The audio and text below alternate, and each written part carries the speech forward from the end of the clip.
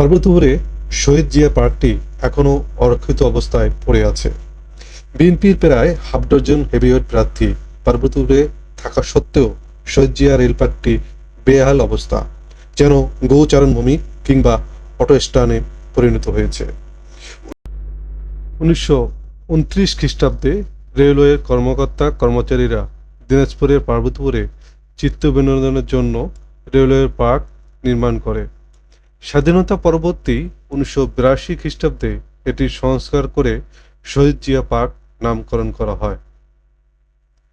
কিন্তু কিছুদিন যেতে না যেতেই চরম অবহেলার শিকার হয়ে পার্কের ঝলমলে রূপ ম্লান হয়ে থাকতে সাপ্তাহিক অটলে এই সংক্রান্ত একটি রিপোর্ট প্রকাশিত হয়।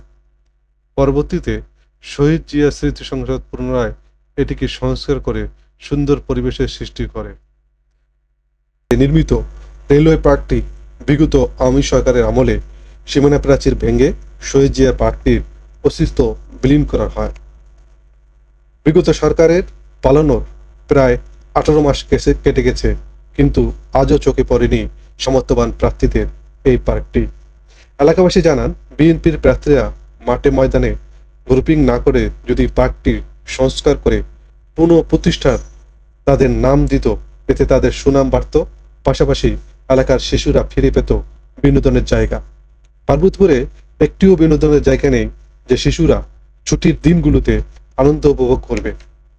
1998 সালে রংপুর থেকে প্রকাশিত সাপ্তাহিক অটলে অস্তিত্ব বিলীনের পথে সংবাদটি প্রকাশ করা হলে পার্কটি সংস্কার হয় ঠিকই, কিন্তু পার্কটির চারপাশে নেতাদের মদদে ছোট ছোট দোকানঘর তৈরি হওয়া পার্কটি জৌলুস হারায়। এলাকাবাসীর মতে পার্কটি অতি শীঘ্রই সংস্কার করে চালু করা উচিত। মিরাজুল ইসলাম শাকিল, জনস্রোত। দেশ, জনতা, মানবতাবোধ, এগিয়ে চলছে জনস্রোত।